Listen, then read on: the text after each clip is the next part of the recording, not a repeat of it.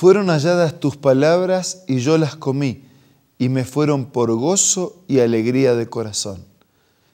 Esta es una declaración del profeta Jeremías e indica cómo nosotros nos aproximamos a las Sagradas Escrituras, con hambre espiritual, y cómo seremos saciados, siendo reavivados por su palabra. Por eso todos los días nos encontramos para meditar y reflexionar sobre un capítulo de la Biblia. Hoy lo hacemos sobre el capítulo 7 de Jeremías, pero antes pedimos la bendición de Dios. Padre nuestro que estás en los cielos, bendícenos al meditar en tu palabra. Por favor, asístenos con tu Espíritu. Te lo pido y te lo agradezco en el nombre de Jesús. Amén. Del capítulo 7, 8, 9, 10 y 11 de Jeremías nos presenta una serie de sermones que tienen al templo como centro y que de alguna manera son predicados o presentados por Jeremías. Como Jeremías no era sacerdote, su predicación fue desde el atrio del templo. Y nosotros podemos leer lo siguiente. El primer tema tiene que ver con un contraste o una declaración de la religión falsa e inútil. Esta es la palabra que vino a Jeremías de parte del Señor, que es palabra de Dios. Párate a la entrada de la casa del Señor y desde allí, desde la entrada, desde el atrio, proclama este mensaje. Escuchen las palabras del Señor todos ustedes, habitantes de Judá que entran por estas puertas para adorar al Señor. Versículo 3. Así dice el Señor Todopoderoso, el Dios de Israel: enmienden su conducta y sus acciones, y yo los dejaré seguir viviendo en este país.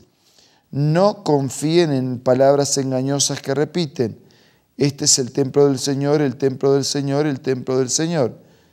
Si en verdad enmiendan su conducta y sus acciones, si en verdad practican la justicia los unos con los otros, si no oprimen al extranjero, ni al huérfano, ni a la viuda, si no derraman sangre inocente en este lugar, ni siguen a otros dioses para su propio mal, entonces los dejaré seguir viviendo en este país, en la tierra que di a sus antepasados para siempre. Hay una promesa condicional, un Dios que ofrece una tierra y una vida, pero un pueblo que debe responder y aceptar los condicionamientos de esa promesa. En este caso, ¿cuáles son? El enmendar la conducta y las acciones, el no confiar en las palabras engañosas de falsos profetas, enmendar la conducta y las acciones. Otra vez está repetido el concepto en el otro pasaje. Practicar la justicia los unos con los otros, no oprimir ni al extranjero, ni al huérfano, ni a la viuda, y no derramar sangre inocente. Resumiendo, mejorar el estilo de vida, amar al prójimo, no oprimir y poner siempre como prioridad a Dios. Versículo 7. Entonces los dejaré seguir viviendo en este país. Versículo 8. Pero ustedes confían en palabras engañosas que no tienen validez. Roban, matan, cometen adulterio, juran en falso, queman incienso a Baal, siguen a otros dioses. Versículo 10. Y vienen y se presentan ante mí en esta casa que lleva mi nombre y dicen: estamos a salvo, para luego seguir cometiendo todas estas abominaciones. ¿Creen acaso que esta casa que lleva mi nombre es una cueva de ladrones? Pero si yo mismo lo he visto, afirma el Señor. La hipocresía, ¿no? Van al templo, pero su vida no armoniza con lo que se predica desde el templo. Y aquí en estos pasajes hemos tenido un repaso de por lo menos 5 de los 10 mandamientos. porque hablan allí de los dioses ajenos, habla también de robar, de matar, de cometer adulterio, etc. Dios espera un compromiso de fidelidad de parte de sus hijos. Versículo 12. Vayan ahora a mi santuario en Silo, donde al principio hice habitar mi nombre, y vean lo que hice con él por culpa de la maldad de mi pueblo Israel. Y ahora, puesto que ustedes han hecho todas estas cosas, afirma el Señor, y puesto que una y otra vez les he hablado y no me han querido escuchar, y puesto que los he llamado y no me han respondido, lo mismo que hice con Silo haré con esta casa que lleva mi nombre y en la que ustedes confían, y con el lugar que les di a ustedes y a sus antepasados. Los echaron de mi presencia, así como eché a todos sus hermanos, a toda la descendencia de Efraín. El versículo 16 tiene un párrafo para Jeremías. Pero en cuanto a ti, Jeremías, no intercedas por este pueblo, no me ruegues ni me supliques, no me insistas, porque no te escucharé. Dios ya había dado muchísimas oportunidades y había llegado el tiempo de intervenir haciendo justicia. De la misma manera ocurre con el mundo de hoy. Dios ha dado y está dando muchísimas oportunidades. De aquí a poco Él va a intervenir haciendo justicia y definitivamente. El versículo 20, por eso así dice el Señor omnipotente, descargaré mi enojo y mi furor sobre este lugar, sobre los hombres y los animales, los árboles del campo, los frutos de la tierra, y arderá, mi enojo no se apagará. La justicia de Dios expresada a través del enojo. Versículo 21, así dice el Señor Todopoderoso, el Dios de Israel, junten sus holocaustos con sus sacrificios y cómanse la carne. En verdad, cuando yo saqué de Egipto a sus antepasados, no les dije nada, ni les ordené nada acerca de holocaustos y sacrificios.